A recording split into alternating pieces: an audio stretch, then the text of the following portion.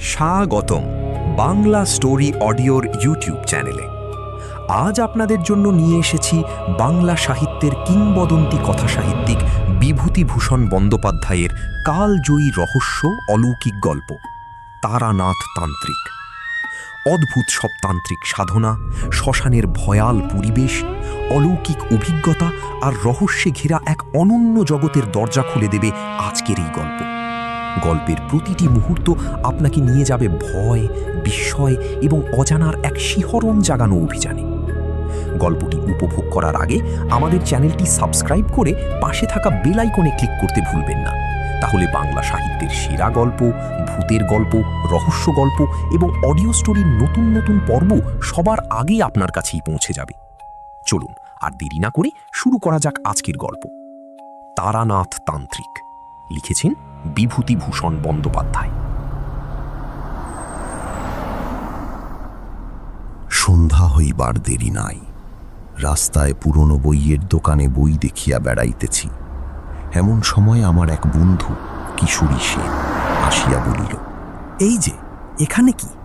চল চল, জ্যোতিষীকে হাত দেখিয়ে আসি। তারানাথ জ্যোতিষীর নাম শোনোনি? মস্ত বড় গুণী। হাত দেখানোর ঝোঁক চিরকাল আছে। সত্যিকার ভালো জ্যোতিষী কখনো দেখি নাই। জিজ্ঞাসা করিলাম, বড় জ্যোতিষী মানে কি? যা বলে তা সত্যি হয়?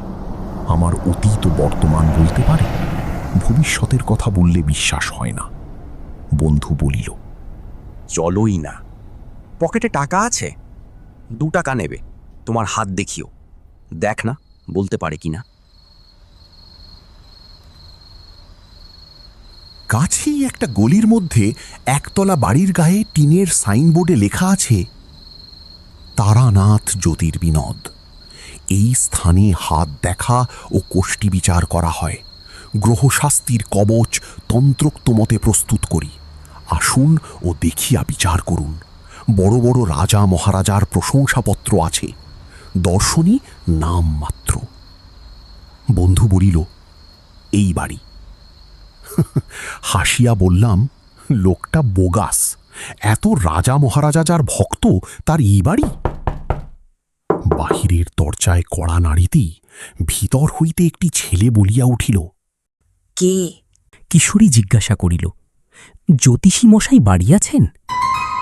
ভিতর হইতে খানিকক্ষণ কোনো উত্তর শোনা গেল না। তারপর দরজা খুলিয়া গেল। একটা ছোট ছেলে উঁকি মারিয়া আমাদের দিকে সন্দিগ্ধ চোখে খানিকক্ষণ চাহিয়া দেখিয়া জিজ্ঞাসা করিল, কোথা থেকে আসছেন? আমাদের আসিবার উদ্দেশ্য শুনিয়া সে আবার বাড়ির ভিতর চলিয়া গেল। কিছুক্ষণ কাহারও কোনো সাড়া শব্দ পাওয়া গেল না।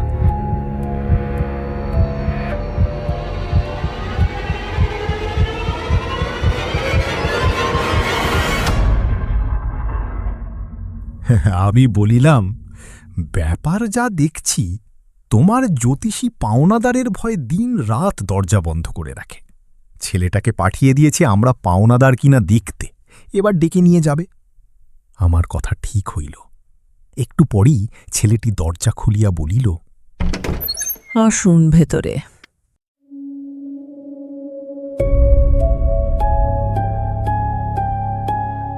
শান্ত ঘরে তক্তাপোষের উপর আমরা বসিলাম। একটু পরে ভিতরের দরজা ঠেলিয়া একজন বৃদ্ধ প্রবেশ করিল। কিশোরী উঠিয়া দাঁড়াইয়া হাত জোড় করিয়া প্রণাম করিয়া বলিল, পণ্ডিত মশাই আসুন। বৃদ্ধের বয়স ৬০-৬২ বেশি হইবে না। রং টকটকে গৌরবর্ণ। এ বয়সেও গায়ের রঙের জৌলুস আছে। মাথার চুল প্রায় সব উঠিয়া গিয়াছে। মুখের ভাবে ধূর্ততা ও বুদ্ধিমত্তা মিশানো। নিচের চোয়ালের গড়ন দৃঢ়তা ব্যঞ্জক। চোখ দুটি বড় বড়, উজ্জ্বল। জ্যোতিষীর মুখ দেখিয়া আমার লর্ড রিডিংয়ের চেহারা মনে পড়িল। উভয় মুখাবয়বের আশ্চর্য সাদৃশ্য আছে। কেবল লর্ড রিডিংয়ের মুখে আত্মপ্রত্যয়ের ভাব আরও অনেক বেশি, আর ইহার চোখের কোণের কুঞ্চিত রেখাবলির মধ্যে একটু ভরসা হারানোর ভাব পরিস্ফুট। অর্থাৎ যতটা ভরসা লইয়া জীবনে নামিয়াছিলেন, এখন তাহার যেন অনেকখানি হারাইয়া গিয়াছে, এই ধরনের একটা ভাব। প্রথমে আমি হাত দেখাইলাম। বৃদ্ধ নিবিষ্ট মনে খানিকটা দেখিয়া আমার মুখের দিকে চাহিয়া বলিল, আপনার জন্মদিন 15ই শ্রাবণ 1305 সাল, ঠিক? আপনার বিবাহ হয়েছে 1327 সাল, ওই 15ই শ্রাবণ, ঠিক? কিন্তু জন্ম মাসে বিয়ে তো হয় না, আপনার হলো কেমন করে? এরকম তো দেখিনি।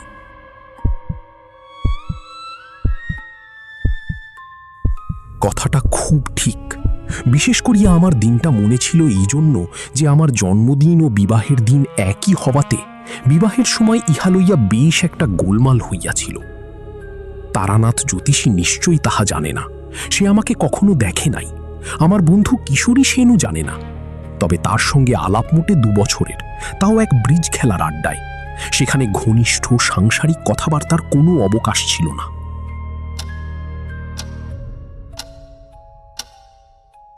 তারপর বৃদ্ধ বলিল, আপনার 2 ছেলে 1 মেয়ে। আপনার স্ত্রীর শরীর বর্তমানে বড় খারাপ যাচ্ছে।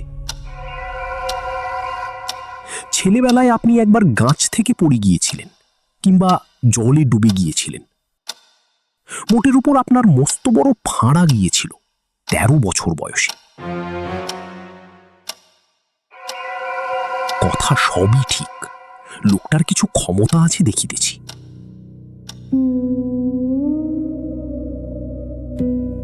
হঠাৎ তারানাথ বলিল, বর্তমানে আপনার বড় মানসিক কষ্ট যাচ্ছে, কিছু অর্থ নষ্ট হয়েছে, সে টাকা আর পাবেন না, বরং আরো কিছু ক্ষতিযোগ আছে। আমি আশ্চর্য হইয়া উহার মুখের দিকে চাহিলাম। মাত্র 2 দিন আগে কলুটোলা স্ট্রিটের মোড়ে ট্রাম হইতে নামিবার সময় 5খানা নোট শুদ্ধ মানিব্যাগটা খোয়া গিয়াছে। লজ্জায় পড়িয়া কথাটা কাহাকেও প্রকাশ করি নাই।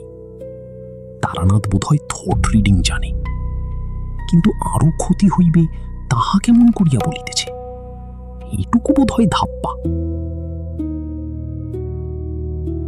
যাই হোক, সাধারণ হাত দেখা গণকের মতো মন বুঝে শুধু মিষ্টি মিষ্টি কথাই বলে না।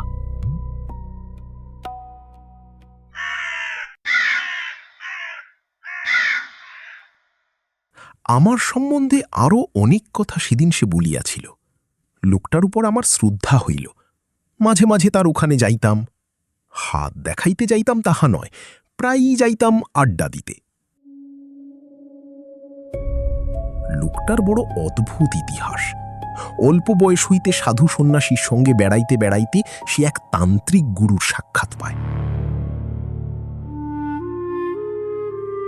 তান্ত্রিক খুব ক্ষমতাশালী ছিলেন। তার কাছে কিছুদিন তন্ত্র সাধন করিবার ফলে তারানাথও কিছু ক্ষমতা পাইয়াছিল। তাহা লইয়া কলিকাতায় আসিয়া কারবার খুলিল এবং গুরুদত্ত ক্ষমতা ভাঙাইয়া খাইতে শুরু করিল।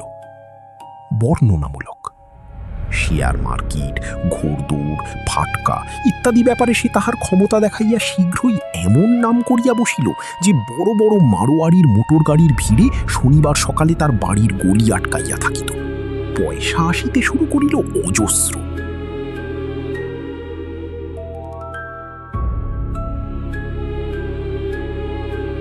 যে পথে আসিল সেই পথেই বাহির হইয়াও গেল, হাতে একটি পয়সাও দাঁড়াইল না। তারানাথের জীবনে 3টি নেশা ছিল প্রবল: ঘোড়দৌড়, নারী ও সুরা, দার্শনিক সুর। এই 3 দেবতাকে তুষ্ট রাখিতে কত বড় বড় ধনির দুলাল যথাসর্বস্ব আহুতি দিয়া পথের ফকির সাজিয়াছে, তারানাথ তো সামান্য গণৎকার ব্রাহ্মণ মাত্র। প্রথম কয়েক বৎসরে তারানাথ যাহা পয়সা করিয়াছিল, পরবর্তী কয়েক বৎসরের মধ্যে তাহা কর্পূরের ন্যায় উড়িয়া গেল। এদিকে ক্ষমতার অপব্যবহার করিতে করিতে ক্ষমতাটুকুও প্রায় গেল। ক্ষমতা যাইবার সঙ্গে সঙ্গে সত্যিকার পসার নষ্ট হইল। তবু ধূর্ততা, ফন্দিবাজি, ব্যবসাদারি প্রভৃতি মহৎ গুণারাজির কোনোটিরই অভাব তারানাথের চরিত্রে না থাকাতে সে এখনো খানিকটা পসার বজায় রাখিতে সমর্থ হইয়াছে। কিন্তু বর্তমানে কাবুলি তাড়াইবার উপায় ও কৌশল বাহির করিতেই তারানাথের অধিকাংশ সময় ব্যয়িত হয়। তন্ত্র বা জ্যোতিষালোচনার সময় বা কই। আমার মতো গুরুমুগ্ধ ভক্ত তারানাথ পসার নষ্ট হওয়ার পরই যে পায় নাই, এই কথা খুবই ঠিক। আমাকে পাইয়া তাহার নিজের উপরে বিশ্বাস ফিরিয়া আসিয়াছে, সুতরাং আমার উপর তারানাথের কেমন একটা বন্ধুত্ব জন্মিল। সে আমায় প্রায়ই বলি, তোমাকে সব শিখিয়ে দেব, তোমাকে শিষ্য করে রেখে যাব। লোকে দেখবে তারানাথের ক্ষমতা কিছু আছে কিনা। লোক পাইনি এতকাল যাকে তাকে কিছু দিই। একদিন বলিল, চন্দ্র দর্শন করতে চাও? চন্দ্র দর্শন তোমায় শিখিয়ে দেব। 2 হাতের আঙুলে 2 চোখ বুজিয়ে চেপে রেখে 2 বৃদ্ধাঙ্গুষ্ঠ দিয়ে কান জোর করে চেপে চিত হয়ে শুয়ে থাকো। কিছুদিন অভ্যাস করলেই চন্দ্র দর্শন হবে। চোখের সামনে পূর্ণ চন্দ্র দেখতে পাবে। ওপরে আকাশে পূর্ণ চন্দ্র, আর নিচে একটা গাছের তলায় 2টি পরী। তুমি যা জানতে চাইবে পরীরা তাই বলে দেবে। ভালো করে চন্দ্র দর্শন যে অভ্যাস করেছে তার অজানা কিছু থাকে না।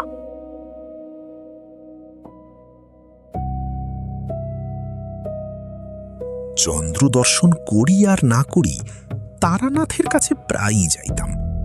লোকটা এমন সব অদ্ভুত কথা বলে যা পথে ঘাটে বড় একটা শোনা তো যায়ই না, দৈনন্দিন খাটিয়া খাওয়ার জীবনের সঙ্গে তার কোনো সম্পর্কও নাই। পৃথিবীতে যে আবার সেসব ব্যাপার ঘটে তা তো কোনোদিন জানা ছিল না।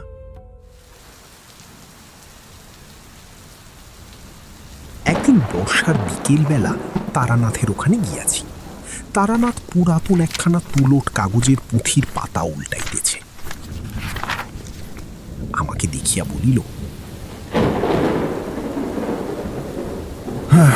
চল, বেলেঘাটাতে একজন বড় সাধু এসেছেন, দেখা করে আসি। খুব ভালো তান্ত্রিক শুনেছি। তারানাথের স্বভাবই ভালো সাধু সন্ন্যাসীর সন্ধান করিয়া বেড়ানো। বিশেষ করিয়া সে সাধু যদি তান্ত্রিক হয়, তবে তারানাথ সর্বকর্ম ফেলে তাহার পিছনে দিন রাত লাগিয়া থাকিবে। গেলাম বেলেঘাটা। সাধুর ক্ষমতার মধ্যে দেখিলাম তিনি আমাকে যে কোনো একটা গন্ধের নাম করিতে বলিলেন।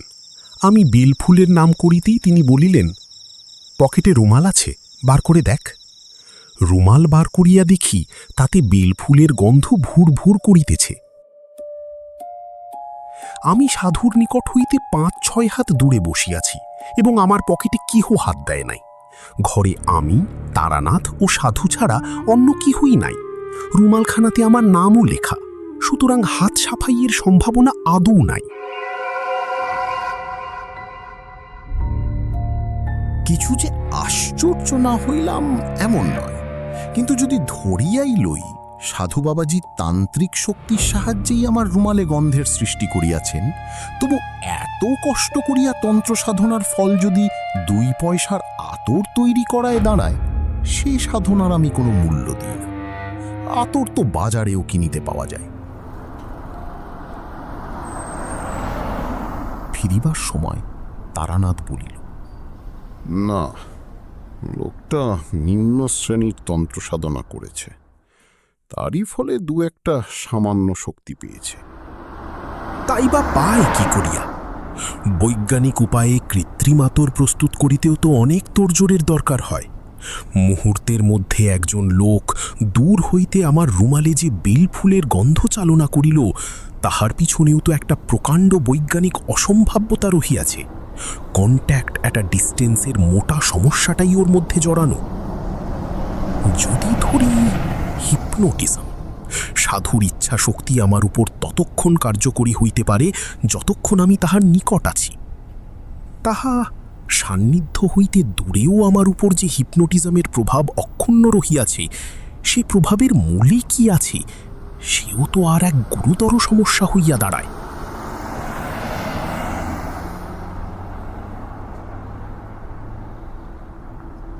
তারানাথের সঙ্গে তাহার বাড়িতে গিয়া বসিলাম। তারানাথ বলিল, তুমি এই দেখেই দেখছি আশ্চর্য হয়ে পড়লে, তবু তো সত্যিকার তান্ত্রিক দেখনি। নিম্ন শ্রেণীর তন্ত্র এক ধরনের জাদু, যাকে তোমরা বলো ব্ল্যাক ম্যাজিক। একসময় আমিও ও জিনিসের চর্চা যে না করেছি তা নয়। ও আতরের গন্ধ আর এমন একটা কি, এমন সব ভয়ানক ভয়ানক তান্ত্রিক দেখেছি, শুনলে পরে বিশ্বাস করবে না।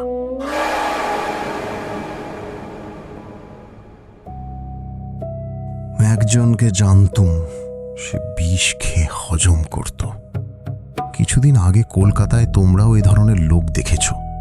সালফিউরিক অ্যাসিড, নাইট্রিক অ্যাসিড খেয়েও বেঁচে গেল, জিভে একটু দাগও লাগলো না।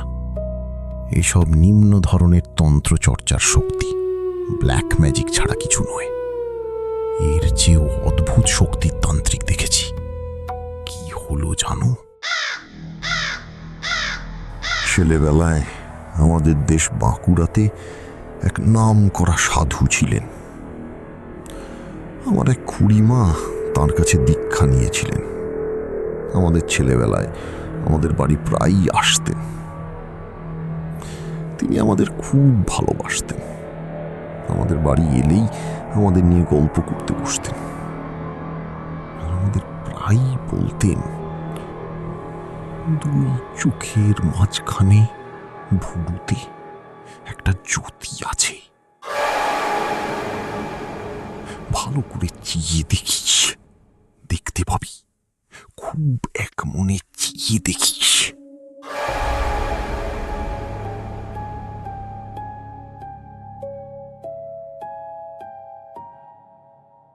মাস তিনেক পরে প্রথম জ্যোতি দর্শন হল। নীল লিকলিকে একটা শিখা আমার কপালের মাঝখানে ঠিক সামনে, খুব স্থির। মিনিট খানিক ছিল প্রথম দিন। এইভাবে ছেলেবেলাতেই সাধু, সন্ন্যাসী ও যোগ ইত্যাদি ব্যাপারে আকৃষ্ট হয়ে পড়ি। বাড়িতে আর মন টেকে না। ঠাকুরমার বাক্স ভেঙে একদিন কিছু টাকা নিয়ে পালিয়ে গেলাম, একেবারে সোজা কাশিতে। একদিন অহল্যাবাইয়ের ঘাটে বসে আছি। সন্ধ্যা তখন উত্তীর্ণ হয়নি। মন্দিরে মন্দিরে আরতি চলেছে। এমন সময় একজন লম্বা চওড়া চেহারার সাধুকে খড়ম পায়ে দিয়ে কমণ্ডলু হাতে ঘাটের পৈঠায় নামতে দেখলাম।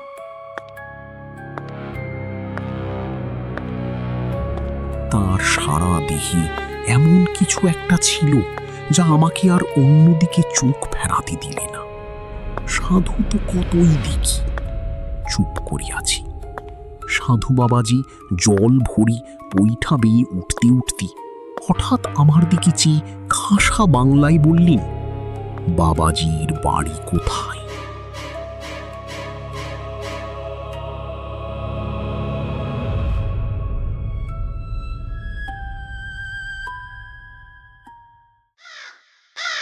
আমি বললাম, বাঁকুড়া জেলায় মালিয়াড়া রুদ্রপুর। সাধু থমকে দাঁড়ালেন, বললেন, মালিয়াড়া রুদ্রপুর? তারপর কি যেন একটা ভাবলেন। খুব অল্পক্ষণ একটু যেন অন্যমনস্ক হয়ে গেলেন। তারপর বললেন, রুদ্রপুরের রামরূপ সান্যালের নাম শুনেছ? তাদের বংশে এখন কে আছে জানো?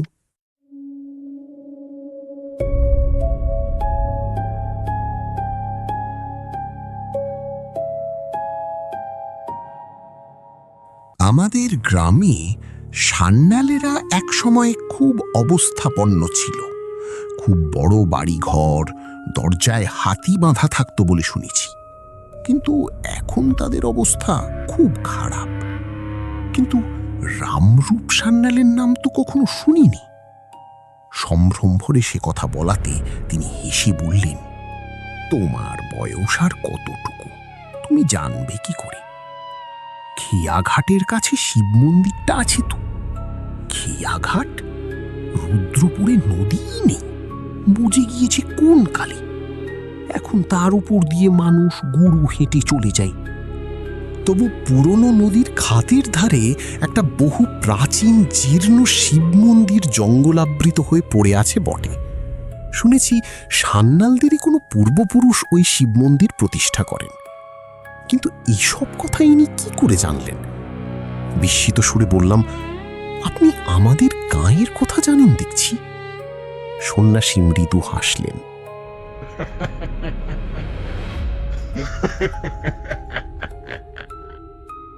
এমন হাসি শুধু স্নেহময় বৃদ্ধ পিতামহের মুখে দেখা যায়, তার অতি তরুণ অবোধ পৌত্রের কোনো ছেলে মানুষের কথার জন্য। সত্যি বলছি, সে হাসির স্মৃতি আমি এখনো ভুলতে পারিনি। খুব উঁচু না হলে অমন হাসি মানুষ হাসতে পারে না। তারপর খুব শান্ত সস্নেহ কৌতুকের সুরে বললেন, বাড়ি থেকে বেরিয়েছিস কেন? ধর্মকর্ম করবি বলে? আমি কিছু উত্তর দেবার আগেই তিনি আবার বললেন, বাড়ি ফিরে যা, সংসার ধর্ম কিছু করগে যা। এই পথ তোর নয়, আমার কথা শোন। বললাম, এমন নিষ্ঠুর কথা বলবেন না, কিছু হবে না কেন? আমার সংসারে মন নেই, সংসার ছেড়েই এসেছি। তিনি হেসে বললেন, ওর নাম সংসার ছাড়া নয়। সংসার তুই ছাড়িসনি, ছাড়তে পারবিও নি। তুই ছেলে মানুষ, নির্বোধ, কিছু বোঝবার বয়স হয়নি। যা, বাড়ি যা, মা বাপের মনে কষ্ট দিসনি। কথা শেষ করে তিনি চলে যাচ্ছেন দেখে আমি বললুম, কিন্তু আমাদের গাঁয়ের কথা কি করে জানলেন? বলবেন না? দয়া করে বলুন। তিনি কোনো কথার উত্তর না দিয়ে জোরে জোরে পা ফেলে চলতে লাগলেন। আমিও নাছোড়বান্দা হয়ে তাঁর পিছু নিলাম। হঠাৎ থেমে খানিক দূরে গিয়ে তিনি আমাকে দাঁড় করিয়ে বললেন, কেন আসছিস? আপনাকে ছাড়ব না, আমি কিছু চাই নে, আপনার সঙ্গ চাই। তিনি সস্নেহে বললেন, আমার সঙ্গে এলে তোর কোনো লাভ হবে না।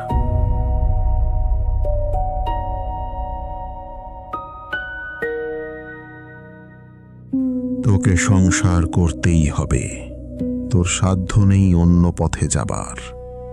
যা, চলে যা, তোকে আশীর্বাদ করছি, সংসারে তোর উন্নতি হবে। আর সাহস করলুম না তার অনুসরণ করতে। কি একটা শক্তি আমার ইচ্ছা সত্ত্বেও যেন তার পিছনে পিছনে যেতে আমায় বাধা দিলে।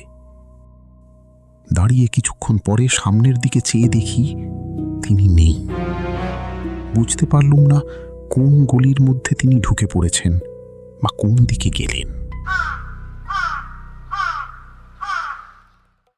প্রসঙ্গক্রমে বলেনি, অনেক দিন পরে বাড়ি ফিরে এসে দেশের খুব বৃদ্ধ লোকদের কাছে খোঁজ নিয়েও রামরূপ সান্যালের কোনো হদিশ মেলাতে পারলুম না। সান্যালদের বাড়ির ছেলে ছোকরার দল তো কিছুই বলতে পারে না। ওদের এক শরিক জলপাইগুড়িতে ডাকঘরে কাজ করতেন। তিনি পেনশন নিয়ে সেবার শীতকালে বাড়ি এলেন।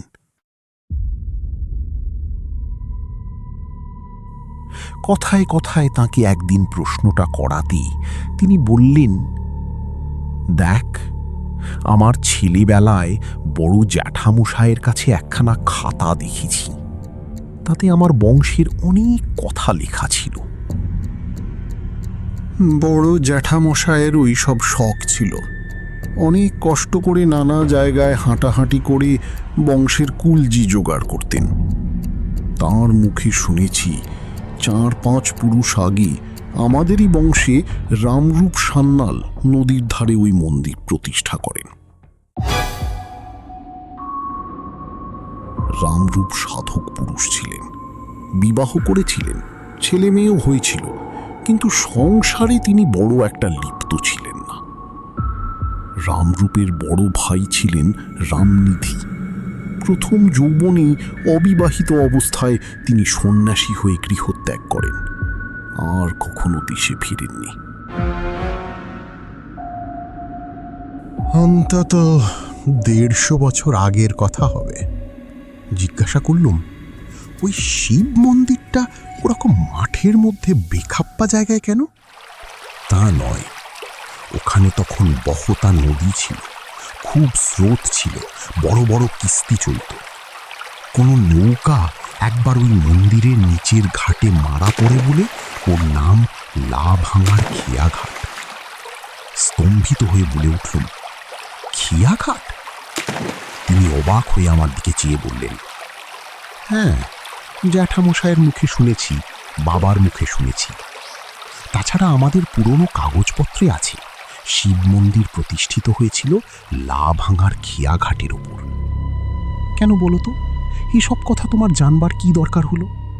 বইটই লিখছ নাকি?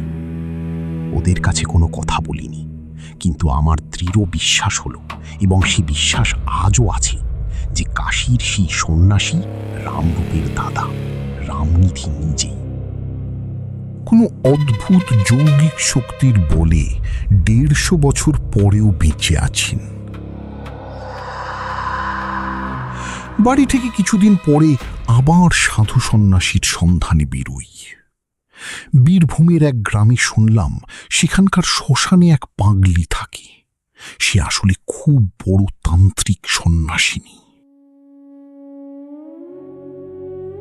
পাগলির সঙ্গে দেখা করলাম নদীর ধারে শ্মশানে। অস্বস্তিকর বর্ণনা।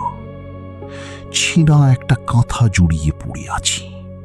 যেমন ময়লা কাপড় চোপড় পরনি, তেমনি মলিন জট পাকানো চুল। আমাকে দেখেই সে গেল মহা চটে। বললে, বেরো এখান থেকে। কে বলেছে তোকে এখানে আসতে? ওর আলুথালু বিকট মলিন চেহারা দেখে মনে যে ভাব এসেছিল, সেটাকে অতি কষ্টে চেপে বললাম, মা, আমাকে আপনার শিষ্য করে নিন, অনেক দূর থেকে এসেছি, দয়া করুন আমার উপর। পাগলি চেঁচিয়ে উঠে বললে, পালা এখান থেকে, বিপদে পড়বি। আঙুল দিয়ে গ্রামের দিকে দেখিয়ে বললে, যা। নির্জন শ্মশান। ভয় হলো ওর মূর্তি দেখে। কি জানি মারবে টারবে নাকি। পাগল মানুষকে বিশ্বাস নেই। সেদিন চলে এলাম, কিন্তু আবার গেলাম তার পরদিন। পাগলি বললে, আবার কেন এলি? বললাম, মা, আমাকে দয়া কর। পাগলি বললে, দূর হ, দূর হ, বেরো এখান থেকে। তারপর রেগে আমায় মারলে এক লাথি।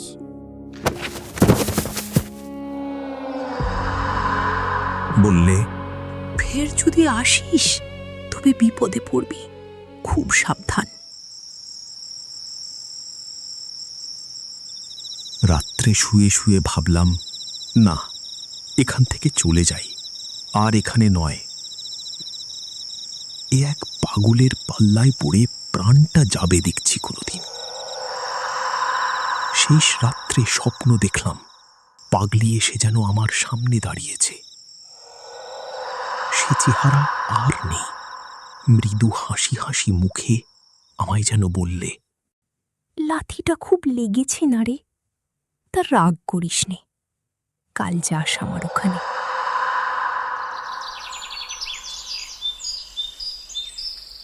সকালে উঠেই আবার গেলাম। ওমা, স্বপ্ন টপ্ন সব মিথ্যে। পাগলি আমায় দেখে মার মূর্তি হয়ে শ্মশানের একখানা পোড়া কাঠ আমার দিকে ছুঁড়ে মারলে। আমিও তখন মরিয়া হয়েছি। বললাম, তুমি তবে রাত্রে আমায় বলতে গিয়েছিলে কেন স্বপ্নে? তুমি তো আসতে বললে, তাই এলাম।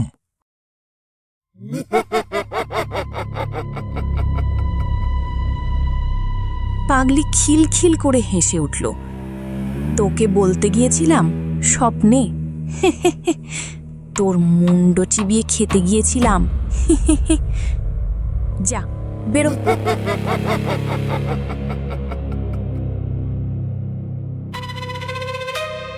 কেন জানি না, এই পাগলি আমাকে অদ্ভুতভাবে আকৃষ্ট করেছে। আমি বুঝলাম তখনই সেখানে দাঁড়িয়ে। এ যতই আমাকে বাইরে তাড়িয়ে দেবার ভান করুক, আমার মনে হলো ভেতরে ভেতরে এ আমায় এক অজ্ঞাত শক্তির বলে টানছে। হঠাৎ সে বললে, বস এখানে। আঙুল তুলে দেখিয়ে দিলে। তার আঙুল তুলি দেখিয়ে দেবার ভঙ্গিটা যেন খুব রাজা জমিদারের ঘরের কর্ত্রীর মতো। তার সে হুকুম পালন না করে যে উপায় নেই, কাজেই বসতে হলো। সে বললে, কেন এখানে এসে বিরক্ত করিস বলতো? তোর দ্বারা কি হবে? কিছু হবে না। তোর সংসারে এখনো পুরো ভোগ রয়েছে। আমি চুপ করেই থাকি। খানিকটা বাদে পাগলি বললে, আচ্ছা, কিছু খাবি? আমার এখানে যখন এসেছিস, তার ওপর আবার বামুন, তখন কিছু খাওয়ান দরকার। বল, কি খাবি? পাগলির শক্তি কতদূর দেখবার জন্য বড় কৌতূহল হলো। এর আগে লোকের মুখে শুনে এসেছি যা চাওয়া যায় সাধু সন্ন্যাসীরা এনে দিতে পারে। জঙ্গনের গন্ধ বাবাজির কাছে খানিকটা যদিও দেখেছি, সে আমার ততটা আশ্চর্য বলে মনে হয়নি। বললাম, খাবো অমৃতি জিলিপি, ক্ষীরের বরফি আর মর্তমান কলা। পাগলি এক আশ্চর্য ব্যাপার করলে। শ্মশানের কতকগুলো পোড়া কয়লা পাশেই পড়েছিল, হাতে তুলে নিয়ে বললে, এই নে, খা, ক্ষীরের বরফি। আমার মনে হলো এ তো দেখছি পুরো পাগল, কোনো কাণ্ড জ্ঞান নেই। এর কোথায় মরা পোড়ানো কয়লা মুখে দেব? ছি ছি।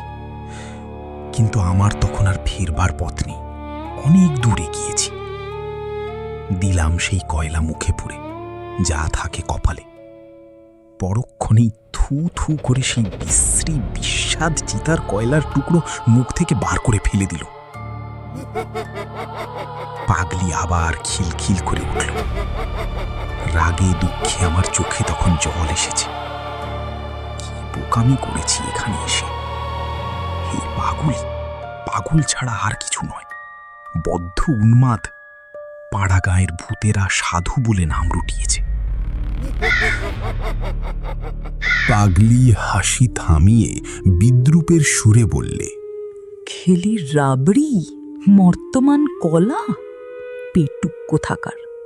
পেটের জন্য এসেছে শ্মশানে আমার কাছে।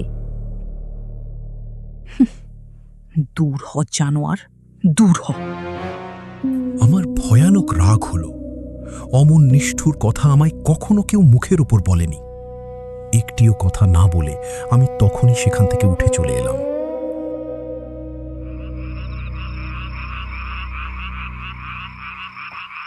বললে বিশ্বাস করবেন না, আবার সেদিন শেষ রাত্রে পাগলিকে স্বপ্নে দেখলাম। আমার শিয়রের দিকে দাঁড়িয়ে হাসি হাসি মুখে বলছে, রাগ করিস নে, আসিস আজ, রাগ করে না। ছি।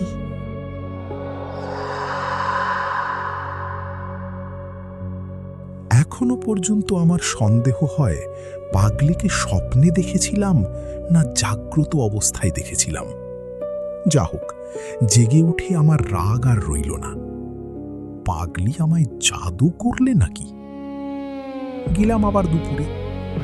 এবার কিন্তু তার মূর্তি ভারী প্রসন্ন। বললে, আবার এসেছিস দেখছি। আচ্ছা, নাছোড় বান্দা তো তুই। আমি বললাম, কেন বাঁদর নাচাচ্ছ আমায় নিয়ে? দিনে অপমান করে বিদেয় করে আবার রাত্রে গিয়ে আসতে বল। এরকম হয়রান করে তোমার লাভ কি? পাগলি বললে, পারবি তুই, সাহস আছে। ঠিক যা বলবো তা করবি। বললাম, আছি, যা বলবে তাই করব। দেখোই না পরীক্ষা করে।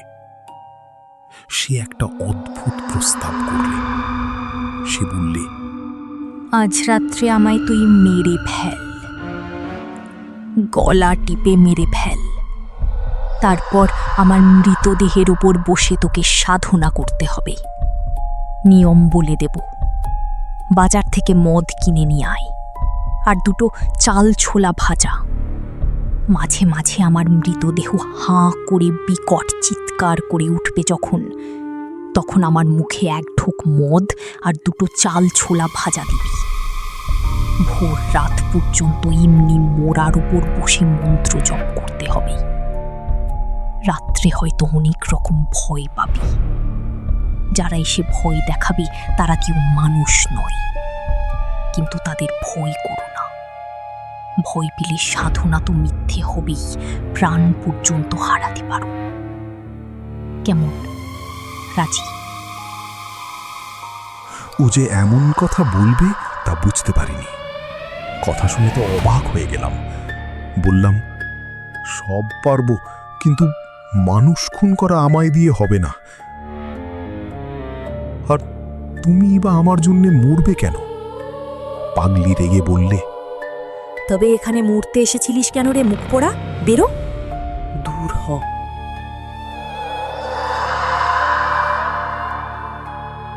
আরো নানা রকম অশ্লীল গালাগাল দিলে।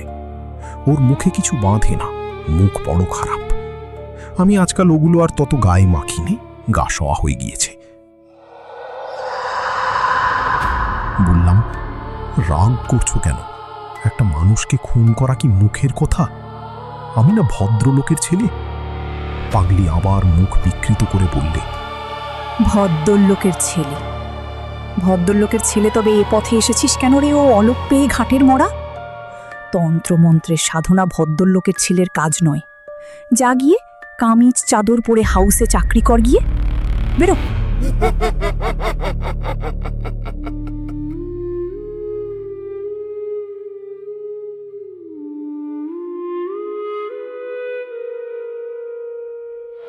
বললাম, তুমি শুধু রাগই করো। পুলিশের হাঙ্গামার কথাটা তো ভাবছো না? আমি যখন ফাঁসি যাব তখন ঠেকাবে কে? মনে মনে আবার সন্দেহ হলো। না, এ নিতান্তই পাগল, বদ্ধ উন্মাদ। এর কাছে এসে শুধু এতদিন সময় নষ্ট করেছি ছাড়া আর কিছু না। তখনই মনে পড়ল, পাগলির মুখে শুদ্ধ সংস্কৃত শ্লোক শুনেছি, তন্ত্রের কথা শুনেছি। সময়ে সময়ে সত্যই এমন কথা বলে যে ওকে বিদুষী বলে সন্দেহ হয়। সেই দিন থেকে পাগলি আমার উপর প্রসন্ন হল। বিকেলে যখন গেলাম তখন আপনিই ডেকে বললে, আমার রাগ হলে আর জ্ঞান থাকে না। তোকেও ওবেলা গালাগাল দিয়েছি, কিছু মনে করিস নে। ভালোই হয়েছে তুই সাধনা করতে চাসনি। ওসব নিম্নতন্ত্রের সাধনা, ওতে মানুষের কতকগুলো শক্তি লাভ হয়, তাছাড়া আর কিছু হয় না।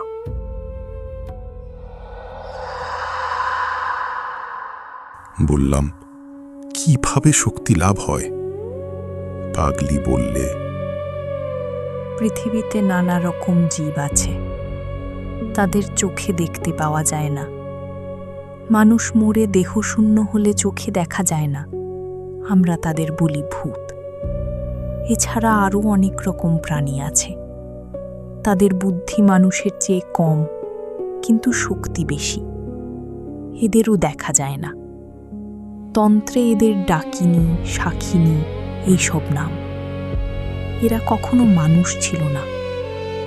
মানুষ মরে যেখানে যায় এরা সেখানকার প্রাণী। মুসলমান ফকিরেরা এদের জিন বলে। এদের মধ্যে ভালো মন্দ দুই আছে। তন্ত্র সাধনার বলে এদের বশ করা যায়। তখন যা বলা যায় এরা তাই করে।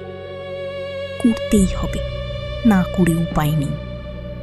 কিন্তু এদের নিয়ে খেলা করার বিপদ আছে। অসাবধান তুমি যদি হয়ে থাকো, তোমাকে মেরে ফেলতে পারে।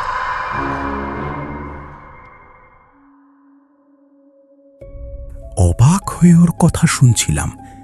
এসব কথা আর কখনো শুনিনি। এর মতো পাগলের মুখেই এ কথা সাজে। আর যেখানে বসে শুনছি তার পারিপার্শ্বিক অবস্থাও এ কথার উপযুক্ত বটে। গ্রাম, শ্মশান, একটা বড় তেঁতুল গাছ, আর একদিকে কতকগুলো শিমুল গাছ। 2-4 দিন আগের একটা চিতার কাঠ কয়লা আর একটা কলসি জলের ধারে পড়ে রয়েছে। কোনো দিকে লোকজন নেই। অজ্ঞাত সারে আমার গা যেন শিউরে উঠল।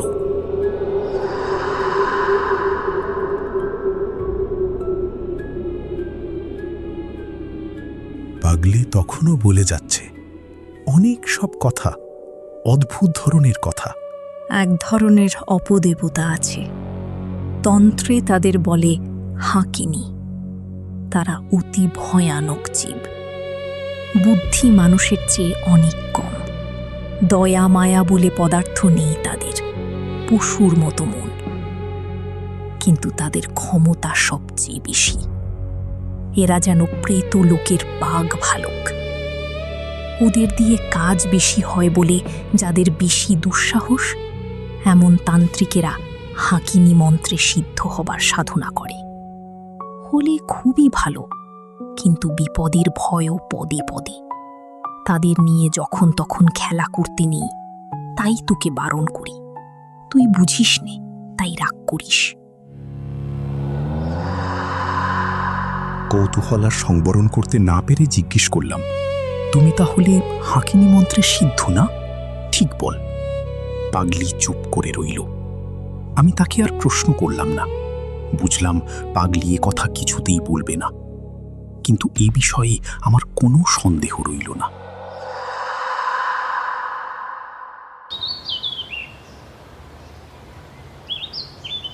পরদিন গ্রামের লোকে আমাকে পাগলির সম্বন্ধে অনেক কথা বললে। আপনি ওখানে যাবেন না অত ঘন ঘন। পাগলি ভয়ানক মানুষ, ওর মধ্যে এমন শক্তি আছে আপনার একেবারে সর্বনাশ করে দিতে পারে। ওকে বেশি ঘাঁটাবেন না মশাই, গাঁয়ের লোক ওর কাছেও ঘেঁষে না। বিদেশি লোক মারা পড়বেন শেষে। মনে ভাবলাম, কি আমার করবে? যা করবার তা করেছে, তার কাছে না গিয়ে থাকবার শক্তি আমার নেই। তারপরে একদিন যা হলো তা বিশ্বাস করবেন না। একদিন সন্ধ্যের পরে পাগলির কাছে গিয়েছি, কিন্তু এমনভাবে গিয়েছি পাগলি না টের পায়। হঠাৎ অবাক হয়ে দাঁড়িয়ে রইলাম। বটতলায় পাগলি বসেনি, তার বদলে একটি ষোড়শী বালিকা গাছের গুঁড়িতে ঠেস দিয়ে সামনের দিকে চেয়ে রয়েছে।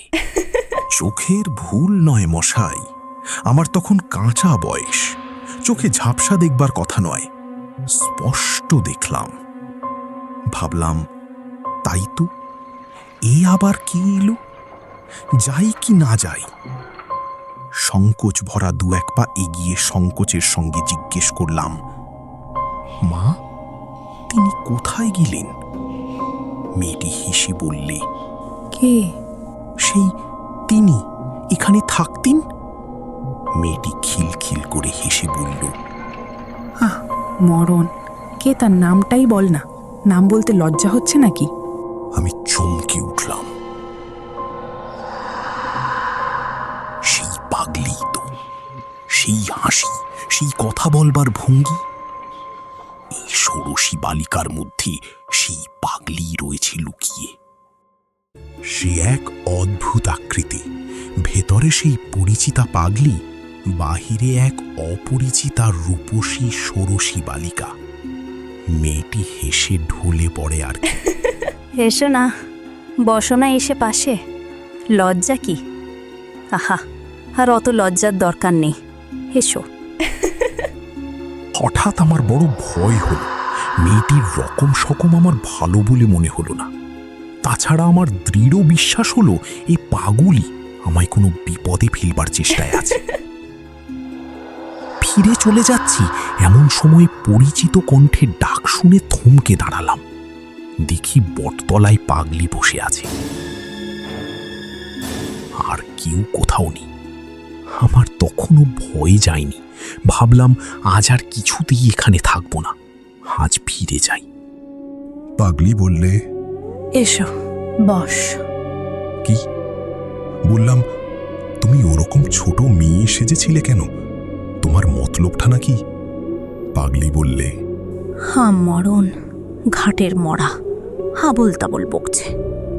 বললাম, না, সত্যি কথা বলছি, আমায় কোনো ভয় দেখিও না, যখন তোমায় মা বলে ডেকেছি। পাগলি বললে, শোন তবে, তুই সেরকম নস। তন্ত্রের সাধনা তোকে দিয়ে হবে না। অত সাধু সেজে থাকবার কাজ নয়। থাক, তোকে দু একটা কিছু দেব, তাতেই তুই করে খেতে পারবি। একটা মরা চাই, আসবে শিগগির অনেক মরা, এই ঘাটেই আসবে। ততদিন অপেক্ষা কর, কিন্তু যা বলে দেব তাই করবি। রাজি আছিস? সবসাধনা ভিন্ন কিছু হবে না। তখন আমি মরিয়া হয়ে উঠেছি। আমি ভীতু লোক ছিলাম না কোনো কালই, তবু কখনো মরার উপর বসে সাধনা করব এ কল্পনাও করিনি। কিন্তু রাজি হলাম পাগলির প্রস্তাবে। বললাম, বেশ, তুমি যা বলবে তাই করব, কিন্তু পুলিশের হাঙ্গামারের মধ্যে যেন না পড়ি। আর সব ধাতে রাজি আছি। একদিন সন্ধ্যের কিছু আগে গিয়েছি। সেদিন দেখলাম পাগলির ভাবটা যেন কেমন কেমন। ও আমায় বললে, একটা মরা পাওয়া গিয়েছে, চুপি চুপি এসো। জলের ধারে বড় একটা পাকুড় গাছের শেকড় জলের মধ্যে অনেকখানি নেমে গিয়েছে। সেই জড়ানো পাকানো জলমগ্ন শেকড়ের মধ্যে একটা খোল 17 বছরের মেয়ের মোড়া বিঁধে আছে। কোনো ঘাট থেকে ভেসে এসেছে বোধহয়। ও বললে, তোল মোড়াটা শেকড় বেয়ে নেমে যা, জলের মধ্যে মোড়া হালকা হবে। ওকে তুলে শেকড়ে রেখে দে, ভেসে না যায়। তখন কি করছি জ্ঞান ছিল না। মরার পরনে তখনও কাপড়, সেই কাপড় জড়িয়ে গিয়েছে শিকড়ের মধ্যে। আমাকে বিশেষ বেগ পেতে হল না, অল্প চেষ্টাতেই সেটা টেনে তুলে ফেললাম। পাগলি বলল, মরার উপর বসে তোকে সাধনা করতে হবে, ভয় পাবিনি তো। ভয় পেয়েছ কি মরেছ?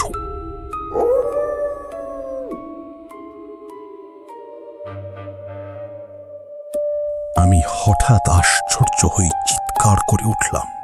সেদিনকার সেই ষোড়শী বালিকা, অবিকল সেই মুখ, সেই চোখ, কোনো তফাৎ নেই।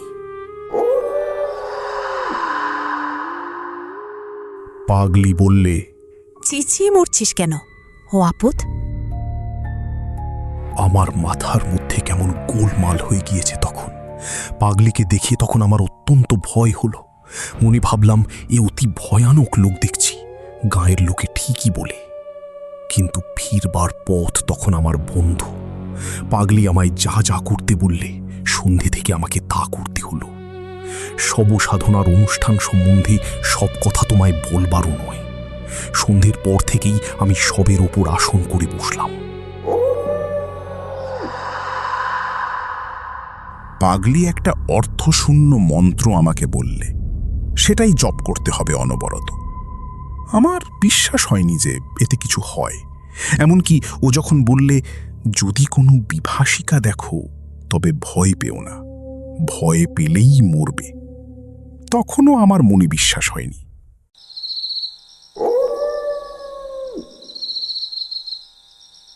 রাত্রি দুপুর হলো ক্রমে। নির্জন শ্মশান, কেউ কোনো দিকে নেই। নিরন্ধ অন্ধকার দিক বিদিক লুকিয়েছে।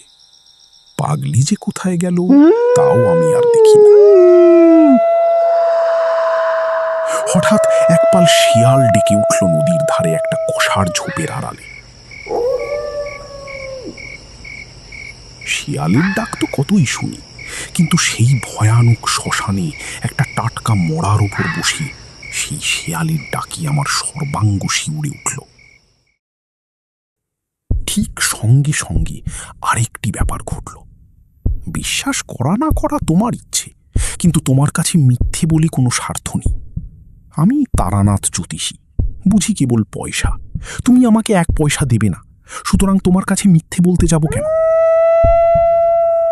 শিয়াল ডাকার সঙ্গে আমার মনে হলো শ্মশানের নিচে নদী জল থেকে দলে দলে সব বউ মানুষরা উঠে আসছে।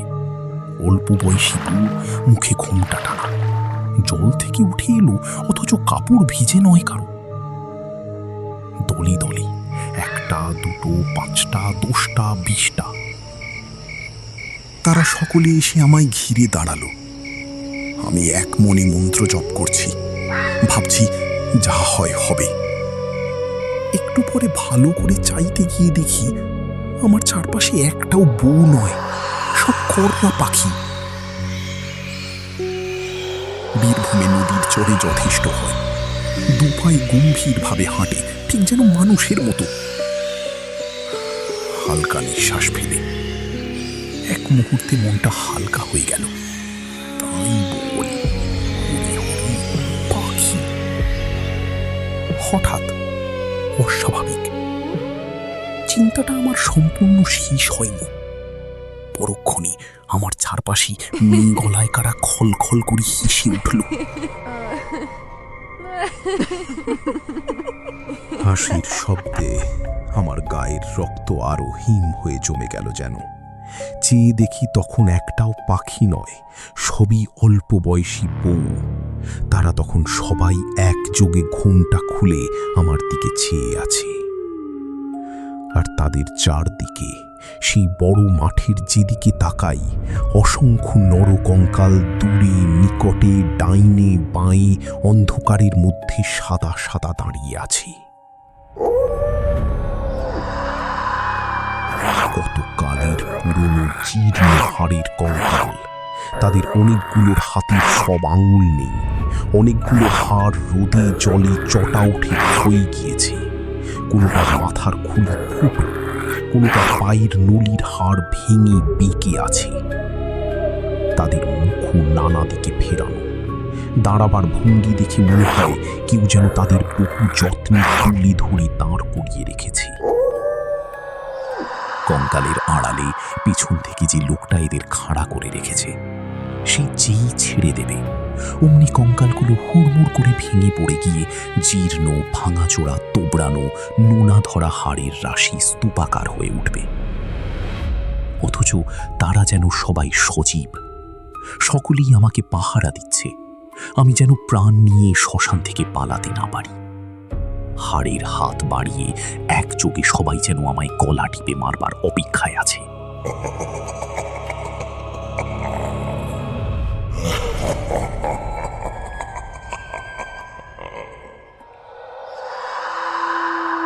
উঠে সোজা দৌড় দেব ভাবছি, এমন সময় দেখি আমার সামনে এক অতি রূপসী বালিকা আমার পথ আগলে হাসি মুখে দাঁড়িয়ে। এ আবার কে? যা হোক, সব রকম ব্যাপারের জন্যই আজ প্রস্তুত না হয়ে আর সব সাধনা করতে নামিনি।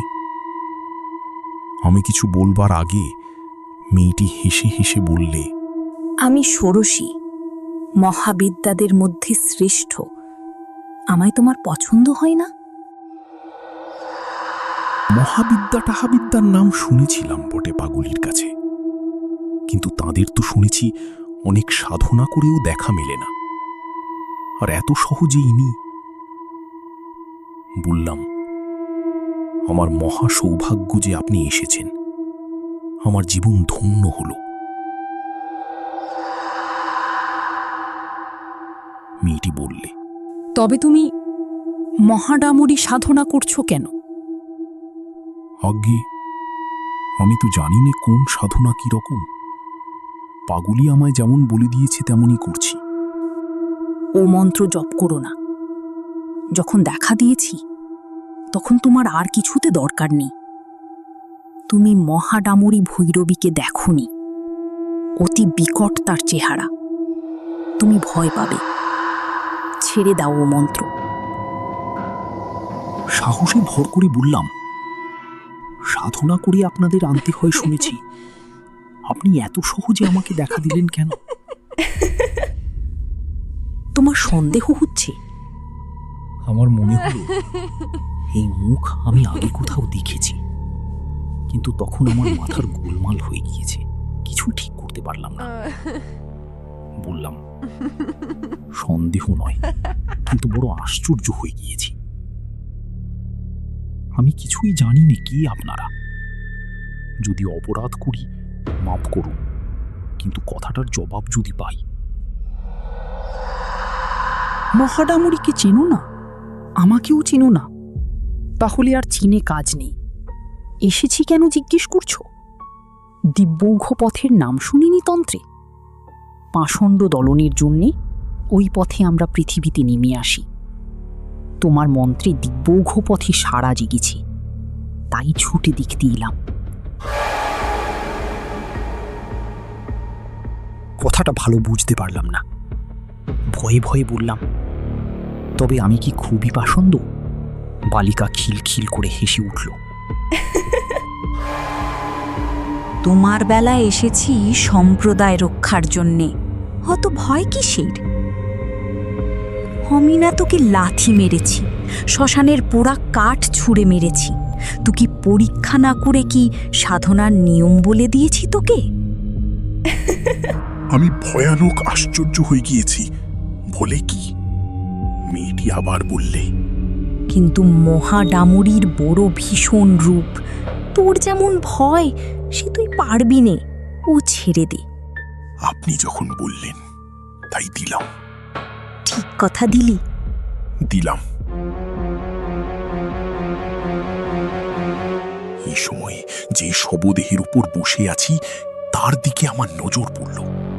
পড়তেই ভয়ে ও বিস্ময়ে আমার সর্বশরীর কেমন হয়ে গেল।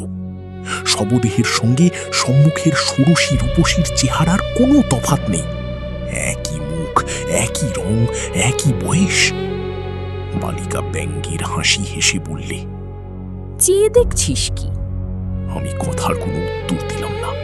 কিছুক্ষণ থেকে একটা সন্দেহ আমার মনে ঘনিয়ে এসেছিল, সেটা মুখেই প্রকাশ করে বললাম, কে আপনি? আপনি কি সেই শ্মশানের পাগলিও নাকি?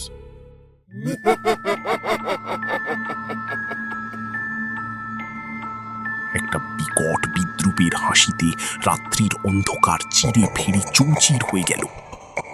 সঙ্গে সঙ্গে মাঠময় নরকঙ্কাল হাড়ির হাতে তালি দিতে দিতে এঁকে বেঁকে উদ্দাম নৃত্য শুরু করলে।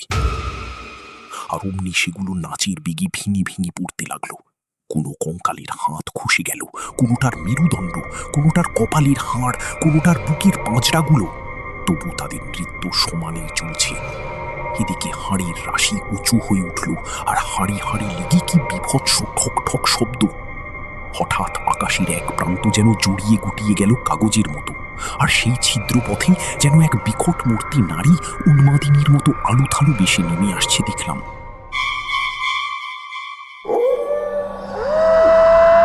সঙ্গে সঙ্গে চারপাশের বনে শিয়ালের দল আবার ডেকে উঠল। বিশ্রী মরা পচার দুর্গন্ধে চারদিক পূর্ণ হল। পেছনের আকাশটা আগুনের মতো রাঙা মেঘে ছেয়ে গেল। তার নিচে চিল শকুনে উঠছে সেই গভীর রাত্রে। শিয়ালের চিৎকার ও নরকঙ্কালের ঠোকাঠুকি শব্দ ছাড়া সেই ভয়ানক রাতে বাকি সব জগৎ নিস্তব্ধ, সৃষ্টি নিঝুম।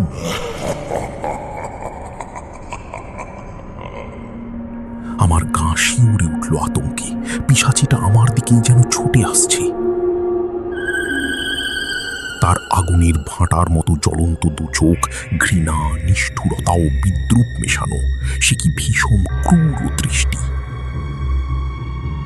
সে প্রতিগন্ধ, সে শিয়ালের ডাক, সে আগুন রাঙা মেঘের সঙ্গে পিশাচির সেই দৃষ্টিটা মিশে গিয়েছে একই উদ্দেশ্যে। সকলেই তারা আমায় নিষ্ঠুরভাবে হত্যা করতে চায়।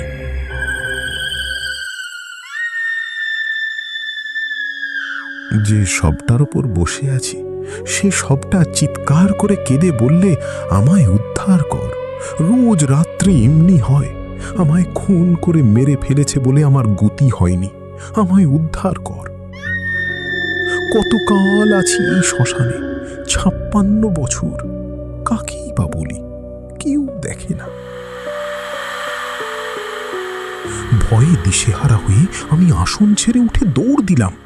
তখন পূবে ফর্সা হয়ে এসেছে।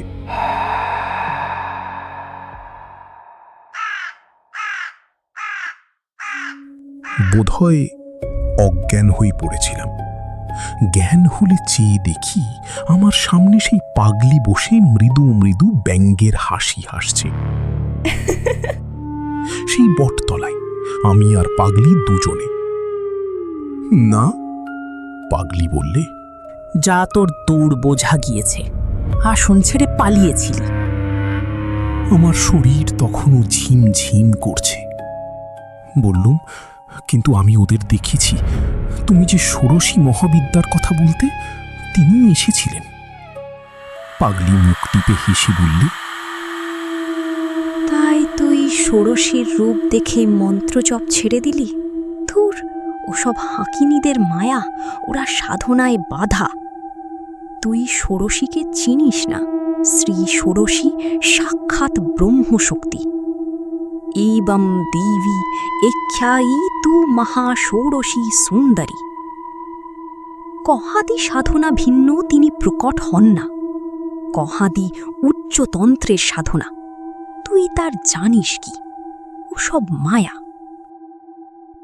আমি সন্দিগ্ধ সুরে বললাম, তিনি অনেক কথা বলেছিলেন যে।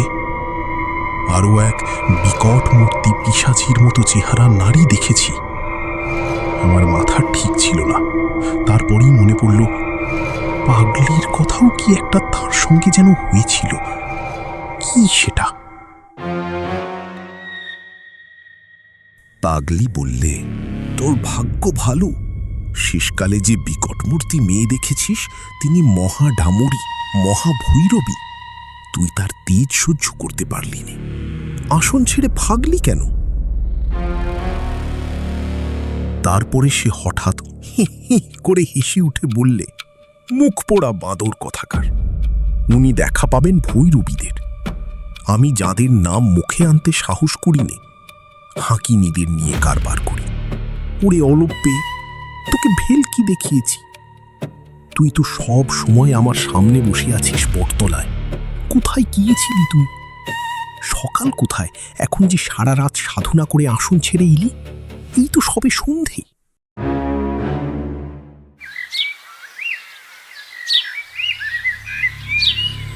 আমার চমক ভাঙল। ভাগলে কি ভয়ানক লোক!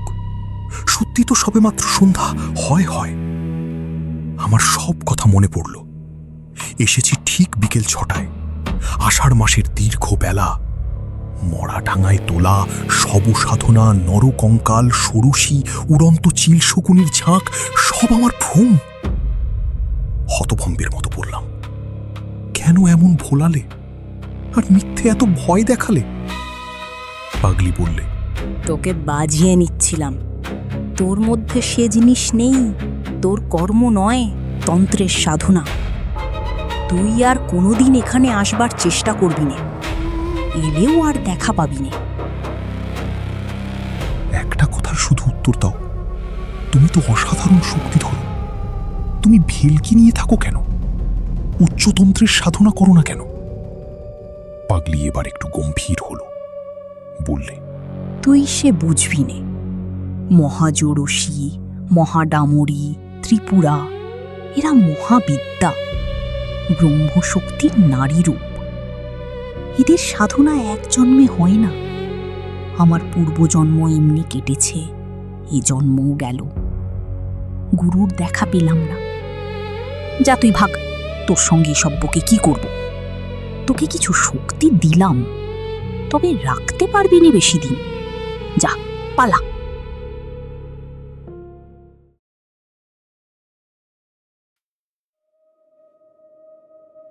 চলে এলাম। সে আজ 40 বছরের কথা। আর যাইনি, ভয়ই যাইনি।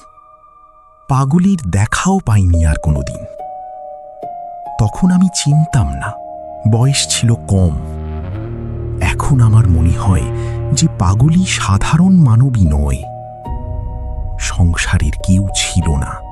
লোকচক্ষুর আড়ালে থাকবার জন্যে পাগল সেজে কেন যে চিরজন্ম শ্মশানে মশানে ঘুরে বেড়াত, তুমি আমি সামান্য মানুষই তার কি বুঝবে? যাক, সেসব কথা। শক্তি পাগলই দিয়েছিল, কিন্তু রাখতে পারিনি। ঠিকই বলেছিল, আমার মনে অর্থের লালসা ছিল, তাতেই গেল। কেবল চন্দ্র দর্শন এখনো করতে পারি। তুমি চন্দ্র দর্শন করতে চাও? এসো, চিনিয়ে দেব।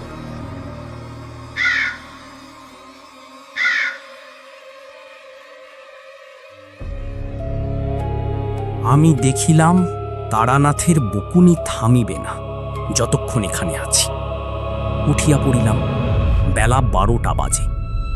আপাতত চন্দ্র দর্শন অপেক্ষা গুরুতর কাজ বাকি।